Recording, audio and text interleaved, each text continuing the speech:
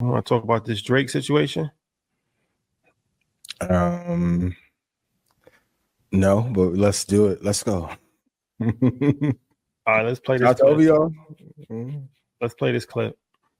Hey, we need to talk about what's going on with Drake because he used to promote albums and now he is promoting online gambling. Like Aubrey has an $100 million a year deal with the crypto casino state, and somehow he's become the face of sports betting culture. On his live streams, he will lose enough money to literally buy a penthouse and then call it quality time with the boys. But let's be real, this is not quality time. This is marketing paid for by betting companies designed to normalize gambling addiction. And here's the wildest part. Drake isn't even gambling. He's playing with house credits. So while he looks like he's risking millions, he's actually risking nothing because his job isn't to gamble, it's to make the experience look fun so you'll be enticed and put real money on the line. And these apps are super dangerous. Since they've been legalized, bankruptcies have spiked nearly 30% in states with them. Credit scores are taking, especially in low-income areas, and it's men 18 to 34 who are getting hit the hardest. It's not a coincidence that that's the demographic most represented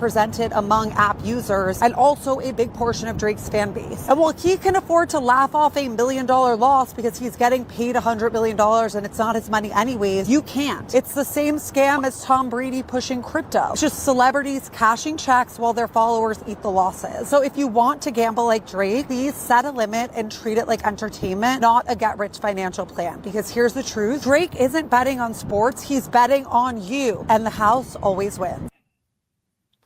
Okay. Yeah, I mean, I've talked about the gambling situation a lot.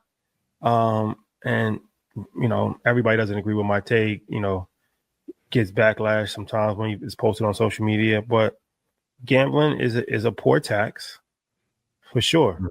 Mm-hmm. Why don't they agree with that? The gambling company will tell you. Nobody wants to, because they're gamblers. So nobody wants to be seen as like, I'm doing something and you're telling me what I'm doing is wrong. I'm going to justify it. Gotcha. That's just human nature, right? You're going to justify what you want to do. And like I said, I don't have nothing against your parlays. I'm not here to tell you what to do. I'm just saying that it's harmful. It impacts low-income communities more than it impacts anybody else. It impacts, that means it impacts Black people more than it impacts anybody else. It breaks up families. Can cause tremendous financial hardship, mental health issues. It's an addiction, like a lot of other things can become an addiction, and there's no benefit in it. When I say that there's no benefit in it, more people lose than win. So yeah, even if you win 9 times out of 10, you're going to end up losing eventually. That's why Vegas will give you a free room, and they'll comp you at restaurants. The key is to keep them gambling. If you gamble long enough, 9 times out of 10, you'll end up losing. Yeah, you have to have very tight risk controls in investing and gambling. And I know some people like there's a correlation between the two. A Man for All Markets is a very good book to go read about it. The man who broke the casinos and then went to Wall Street. But I agree. But even the mob, who that's one of their primary businesses back in the day, and the gambling companies will tell you that it is but there is a correlation between the gig economy and the rise of gambling and the fall of the job market. For sure. The gig economy and gambling is to offset the lack of jobs and lack of opportunity that are available in the country at scale. And more people is focused on gambling than there's more gambling accounts being opened than brokerage accounts. They've marketed better. They marketed better. That's why I don't like the demonization of Robinhood. Well, Robinhood's not for the hood. I'm like, yes, they are. The brokerages got together and the banks got together to demonize Robinhood because of how quickly they were gaining market share. But everybody fell for the lie and had the same talking points from Robinhood ops. They sold the data. Everybody else did too. You don't think they weren't front running your trades on every other platform from 1960 through when Robinhood got founded? Okay. But if you look at what the gig economy took off, and it first started like 1.0 was like Craigslist, or 1.0 was like the jazz 1910s. 2.0 was the Craigslist era, and then post 2008, 2009, the app economy came in, but that was directly after the crash of 2008, and those jobs have never been recovered.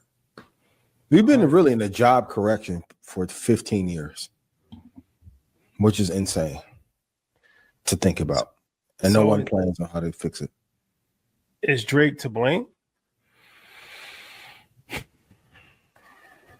No, because Drake is an ambassador for a company. Has he had influence?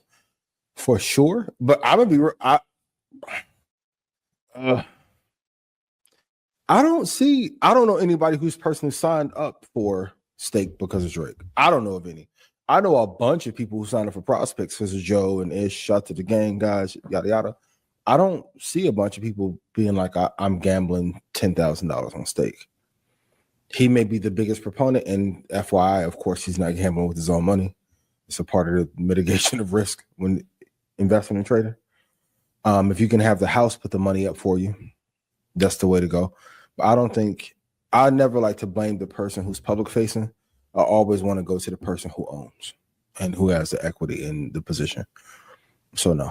Is he a small factor? Probably, but you can't say Drake's the reason why the country's in a gambling epidemic. Come on.